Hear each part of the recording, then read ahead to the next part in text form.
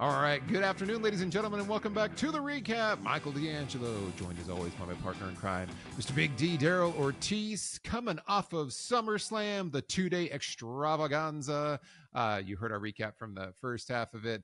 I would say probably no real surprises other than Brock Lesnar returning at the very, very end of day two for SummerSlam. We'll get into that and I guess what that means in a little bit, Big D, but I just guess want to know. quick hits from night I two. just got one question though. I remember a while ago because people think we don't pay attention to these comments. Trust me, I read them. Even if I don't reply to you, Yeah, I read them because sometimes I just don't feel it constitutes a response. Sometimes it's just an argumentative point, we'll and that's dignify fine. that with response.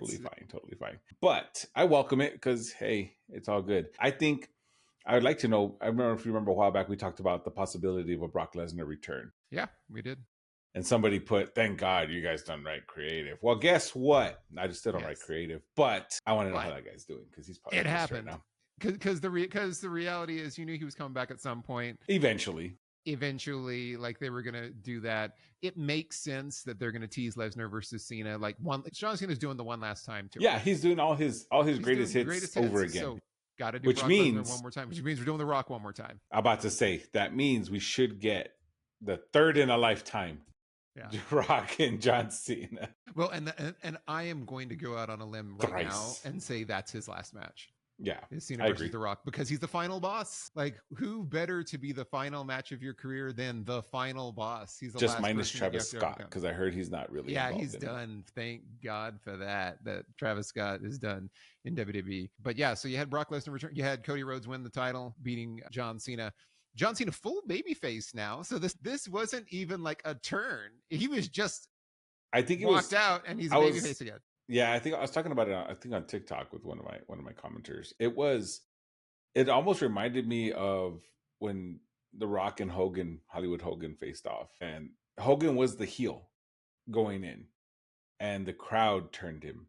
And I think as soon as John Cena, I think since like SmackDown, he kind of was starting to do that turn, and then once the colors hit, he was full on babyface because some people were even booing Cody, which is odd, And so that's what that reminded me of, just a little bit, not 100%, a little bit, but also just because like he just walked out and was like, "Hey, I'm a babyface again." Like they did that on SmackDown, where he's like, "Thank you for like pushing me to." And hey, although somebody made me do this, I didn't want to do it. Somebody else made me do it. I like the way they did it. I like the way he tried to. Well, we could talk about that. We talk about SmackDown because there's a part in there that I thought was like pretty smart the way they tried to do it. But yeah, if he's a babyface again, which we said was going to happen before he retires, he's going to be a babyface. Just didn't know how they were going to get there, so I guess they didn't really either. So they just said, "Screw it, let's just put the color back and we're good." That's how it felt to me, because it was like his little intro pops up and it's just the black and white name, and then it goes, and the lights, like all the bright lights come on, and they're like, yeah, and he does his whole entrance and runs to the ring, and I'm thinking, and he's wearing the title properly, and I'm like, oh well, see, we're done with the heel thing, that's it. And they had a great match. I will say this, I think that was probably, I'm going to say, match of the night for night two. Second place would be the TLC match. The TLC match was bananas. I was thoroughly entertained by the TLC match. However, it was just like a stunt show. Like there was almost too many spots, because they set up like on the four corners where they all doing the suplexes out and the splashes out and smashing tables.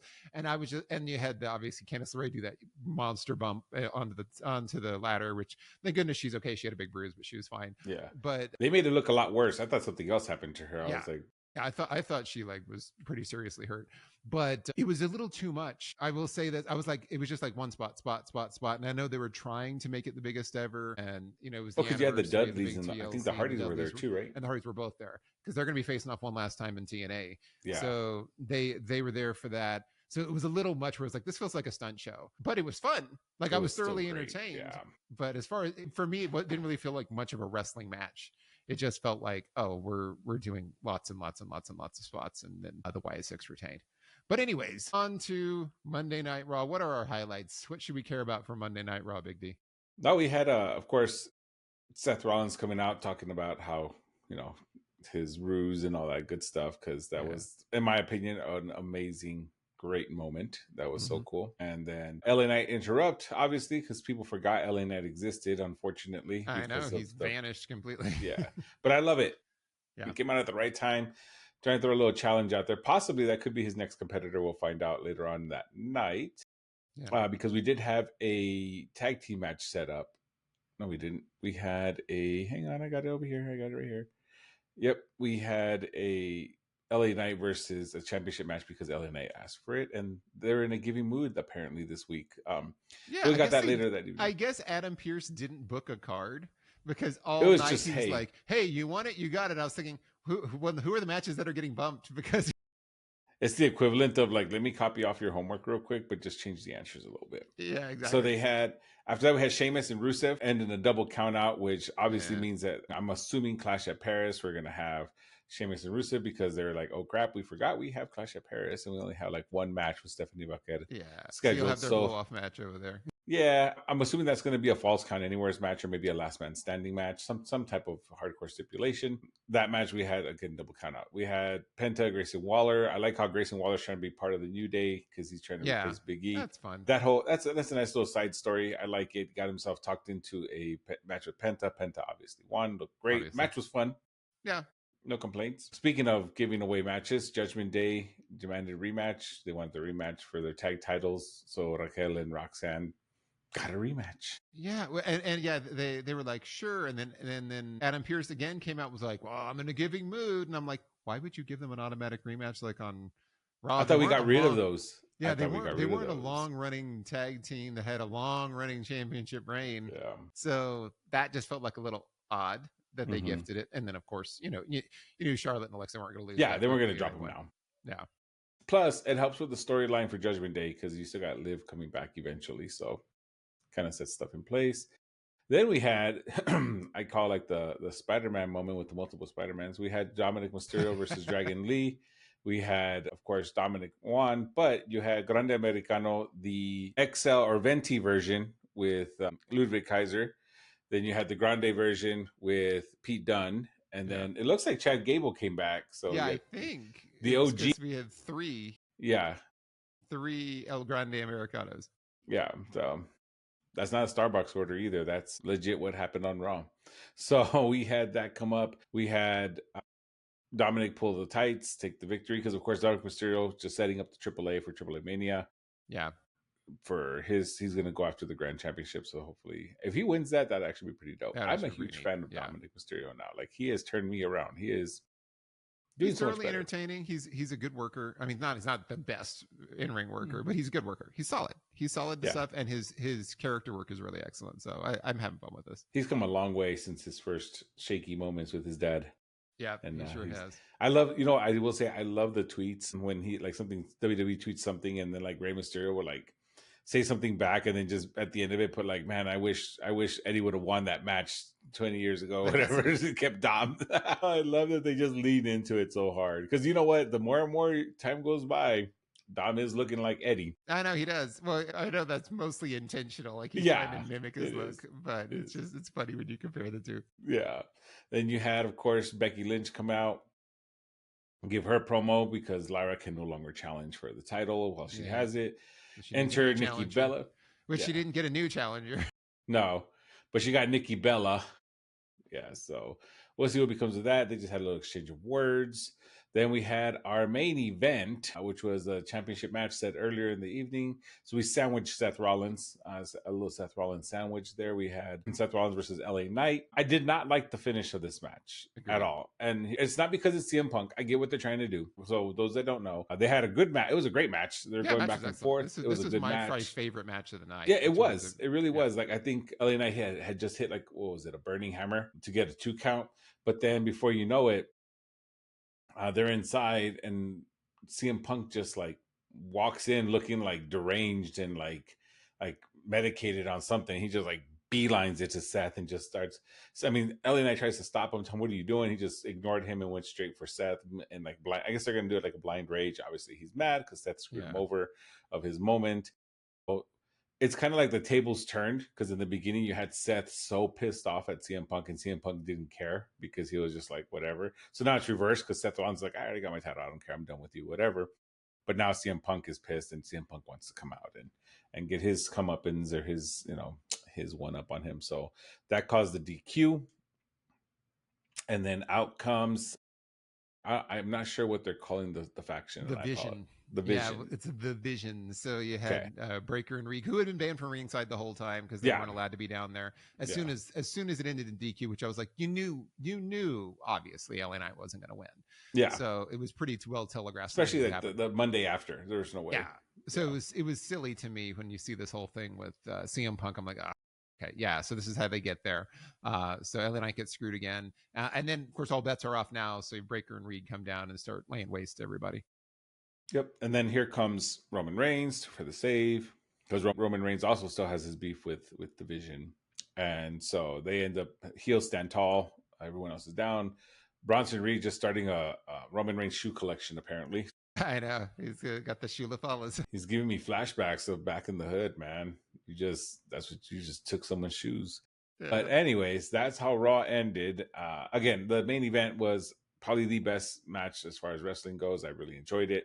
It was lots of fun. Not sure how I liked the whole like. It kind of reminded me. I don't know if you remember back in the day watching ECW when like wrestlers would just kind of challenge each other openly, and that was the match right then and there. That's kind of how they used to. That's kind of how it used to run a little bit. It was somewhat structured, but for the most part, you come out talk trash, you come out talk trash, get a ref, let's go, and they start fighting. Ref, yeah, and then we're improvising, which I think is fine to do to some degree, but it's also like so obvious that you didn't have a card booked. Really, like how do you have so much room on the schedule to just be able to impromptu all these matches? Who's getting bumped here? So I prefer when they kind of limit it to maybe once.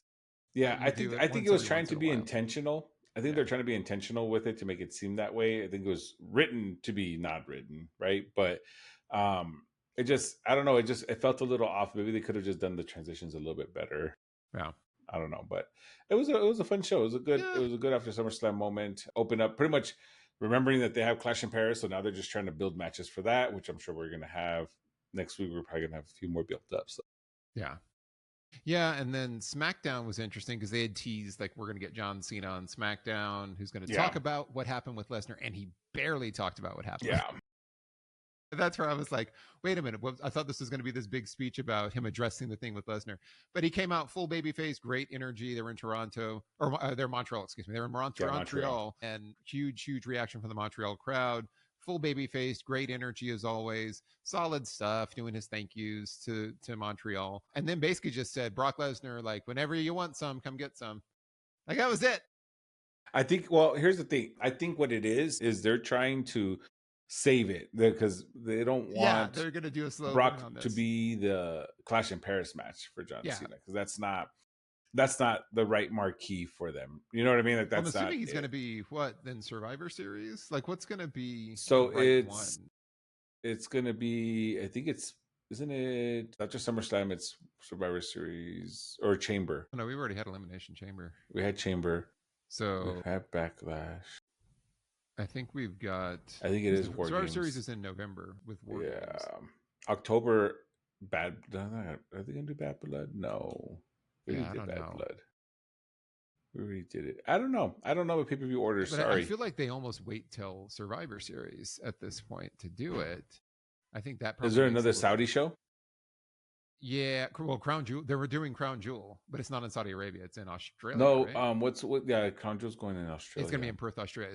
So that is coming up. So unless they do it at Crown Jewel, maybe, which they might. So yeah, I don't know. I'm curious when they're going to do it, but regardless, I knew it wasn't going to be a Clash in Paris because Clash in Paris I think they're waiting like a for B-level PLE. Yeah, I think they're waiting for it because I think they want it to be a bigger card. But yeah, I did want to note, I did like the R-Truth behind the scenes with John Cena where they did the whole like doink thing. Yeah. And then John Cena tried to be like, yeah, Truth, you're going crazy. You're saying you're going to ruin wrestling. Pretty much flipping it, saying it was R-Truth doing it to him. So anyways, I thought that was great. I love that piece 100%. Yeah, and kind of his segue into this is that hey, if anybody wants some, come get some. Logan Paul came out because Logan Paul wants some, and then Drew McIntyre came out, and they both like jumped Cena, and then Cody came out, and then of course, very predictably, it was there's two of us, there's two of you. Why don't we just do because they didn't have a main event book for SmackDown? Copy paste from Raw. Let's do a tag match to close it out. And so that's what we got for the main event is the tag match. Then right after this, you had Motor City Machine Guns versus Solos MFTs, which was fine. This one was like again set up because Motor City Machine Guns were all beat up from the TLC, bandaged up, so you knew they weren't going to win. Yeah. And this was a way to have JC and Tala Tonga Tala. get over at this point. He's the Tala Tonga of the group. Tala. Jesus. Oh man, that's terrible. So yeah, JC and Tala picked up the win, obviously, but it was a way to try to establish his credibility and do it over a great tag team, but make it be like, oh, they were hurt. Yeah, because they're bandaged up. They were all banged up, so this is way to save face. And then immediately after this, Solo's like, I'm wearing my gear and ready to go, but I'm not wrestling for all you losers. And then it was like, surprise, Sami Zayn's here, because Montreal's own son, Sami Zayn, of course coming in from Raw, and we're just going to make an impromptu match here right now. And I'm like, oh, it's the second impromptu match on SmackDown. Yeah. They just decided to make on the fly, and Sami ended up winning. He got a surprise roll up over Solo and won. This one was fine. It was what it was. It was more fan service for the crowd, but I just thought it was all right. Yeah, it was okay. I wasn't a fan of the finish, but I get it. They want to protect Solo a little bit. They're trying to give Sami some kind of title shot, so I think this is probably the route they're going to go. Yeah. Maybe Sami does win it, and then it goes back into Karrion Kross, but they're done with Karrion Kross, so I don't know what they're going to do. Yeah, I don't know what's going on with that. Like, they completely dropped the ball, and I thought Karrion Kross had to, like, tell Sami he was right as a stipulation for their match, and then they didn't do anything with that. They just completely glossed it over and moved on. And speaking of moving on, they also did the announcement that the PLEs are moving to ESPN next year. So instead of paying $7 a month for Peacock, you're going to pay $30 a month for ESPN. So I'm like, oh man. Well, and there's no reason for me to keep a Peacock subscription anymore. Well, they act like there's other websites that don't exist where we can watch this stuff. Well, of course. But I'm like, seriously, guys, like, come on now. After this, you had Alexa and Charlotte out for Alexa's birthday celebration, which was kind of funny because Charlotte was making it like birthday celebration / we're celebrating our title. So she had a cake that had Charlotte's name that was bigger than Alexa's name. So it was like, ha, ha, ha. P.S. Happy birthday. I thought that was funny. P.S. Happy birthday at the bottom. Funny stuff. And then you had the interruption by Chelsea Green. So another impromptu match, unplanned, where Nick Aldis is like, well, if you guys want to fight, we're just going to make a match here. And I'm like, well, Nick must have shown up like hung over to the event going, I didn't book any matches for tonight. So he's just making stuff on the Adam fly. Pearce was like, look, man, I tell you, this worked for me on Raw. Just do this. He's like, this worked like a charm, Nick. Trust me. So they had 3 impromptu matches by the time the night was over with. But you got Chelsea Green and Charlotte. And I got to tell you, like the Chelsea Green embarrassment tour continues, where she got beat up. This time she got her own finisher, the Unprettier, done to her through the cake into her face, and then she got pinned by Charlotte. So apparently Chelsea Green's done something to tick somebody off. She got the figure 8, made her tap out. Well, she did the Unprettier, and then she finished her with the figure 8. But she did the Unprettier first to embarrass her. Then she hit her with the figure 8 to get the submission win. Charlotte did pick up the win, and I'm like, what the heck did Chelsea Green do? No, you know what? Somebody. So I thought the same thing, and then I watched her on the Unreal documentary. She's cool with whatever match. That's what it is. Well, she doesn't. She's like, I'm gonna get paid to do this. She's like, sure, whatever. So she has that mentality. I think that's what it is. She has that mentality where she's just like, all right, cool, whatever. I'll do it. Yeah, but I wish they would just respect her more as a performer and as a draw, because she was doing great stuff as the U.S. Championship. With the U.S. Championship now, like, what's going on? Julia's the U.S. champion. Yeah, like what's happened with she's yet to defend that title. It completely vanished from TV, and Chelsea Green gets beat by everybody now. So I'm like, gosh, guys, come on, like do better for Chelsea. But main event time. So we had the tag match. It was Drew and Logan Paul taking on Cena and Cody Rhodes. By the time when they were kind of, hey, this is our next match, there was like 30 minutes left. By the time like commercials, and then you got through everyone's entrance, there's only like 10. There was 10 minutes left. Yeah, first you knew shenanigans were afoot. This is going to be a long match. This is going to be pretty good. And then I was like, oh man, like they're really, really making a meal out of this. So you got a 10-minute match. It was relatively short, and you also got a long picture-in-picture commercial break like in the middle of it. So that was a little bit of a bummer for me. You had to wait basically like halfway through the match for John Cena to get his hot tag, because he's not going to wrestle super long. So after about 5 minutes, he came in, hit his greatest hits. You had basically Logan Paul hitting a low blow and it ending in DQ, which was stupid. I mean, I know that there's nothing else. They were trying to save face on it. They're showing Logan Paul is just going to cheat, and so he kind of does what John Cena was doing to everybody else and low blowing him. And then you had Cody and Drew just kind of brawled, or John Cena and Logan Paul just kind of brawled backstage. and then Cody and Drew were left outside brawling by themselves. And then Drew ends up hitting Cody with the title, and then crushes him with the Claymore through the side of the announce desk, which looked brutal. Which looked, yeah, it looked That absolutely looked- fantastic. Even on the replays, God. it still looked brutal. I loved it. Honestly, that was a nice, because ever since they built those tables, they build them as like indestructible, indestructible, are newly reinforced now tables that they always like. And he just like caved his head into the freaking thing like that. That looked great. That was a good spot. Well, and I think he was a good spot because like he used his non-Claymore foot to actually kick the desk. So he smashed the desk with his other foot, but the way that he did it, because when I was watching, I was like, oh man, that was pretty cool looking. And then I watched it on the replay, and I was like, he led with the other foot to break the desk with the other foot, and then kind of touched him on that. But the way that he timed it, it looked like he threw his head through it. It looked and I was really like, good. man, that was just really well done. Really well done by Drew. I agree.